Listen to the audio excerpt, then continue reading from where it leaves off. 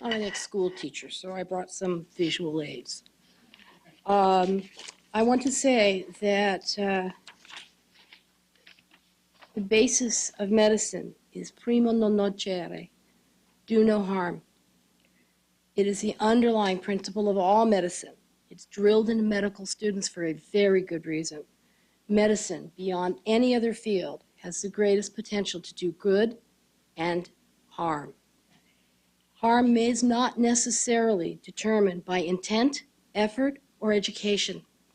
Primo non nocere is a reminder that it is important to evaluate and mitigate both potential obvious and hidden harms.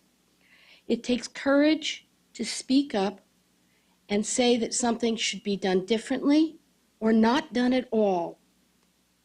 This simple demonstration will show you why HHS request to consider using multiple definitions to come up with a new definition puts you in the position of needing to have that courage and insight.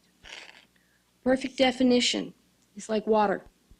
It's clear, it's unadulterated by anything. No definition of ME/CFS or ME/CFS is perfect, but there is a distinct clarity, a progression of clarity. CISSAC requested the refined definition be based on CCC for a very good reason.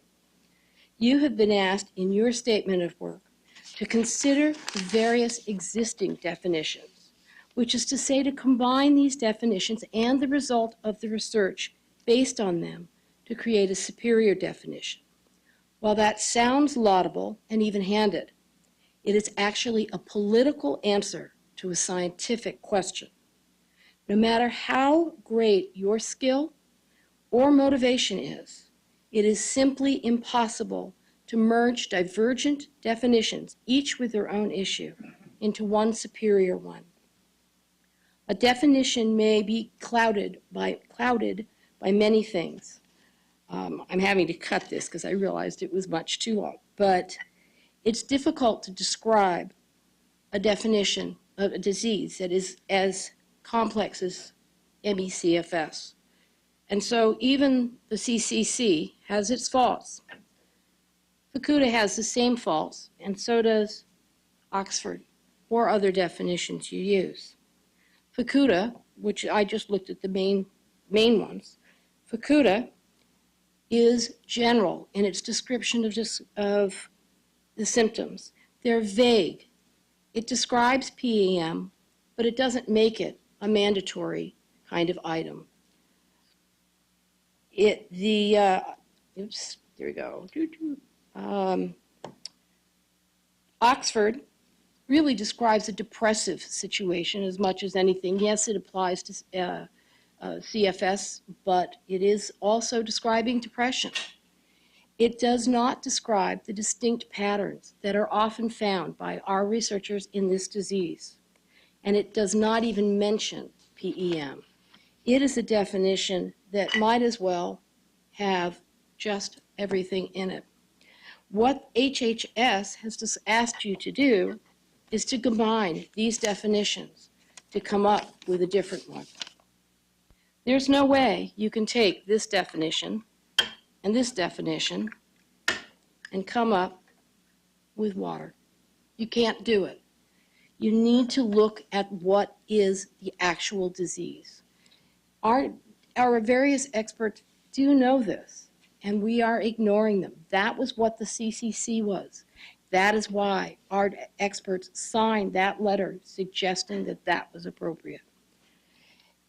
The imperfections in these definitions cloud all of the research that comes out of it.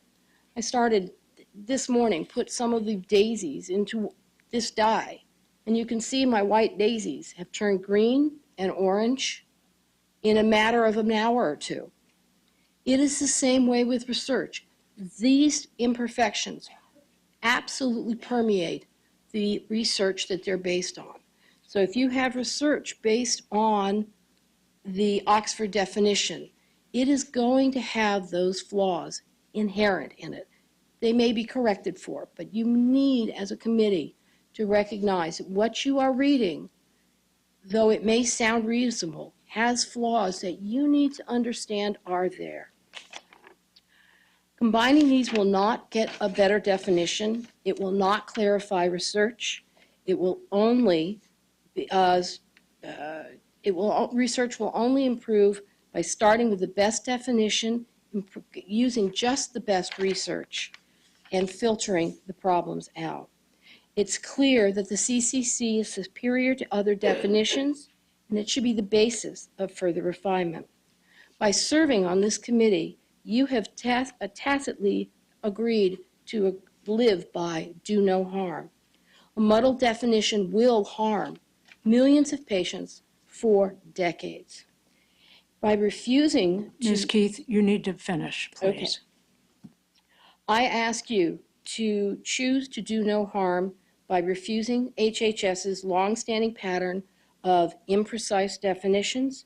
I ask you to report back to HHS that they should immediately adopt the CCC until such time that an expert-only committee can properly update it. Thank you. Thank you. Our next speaker is Joseph Lanson.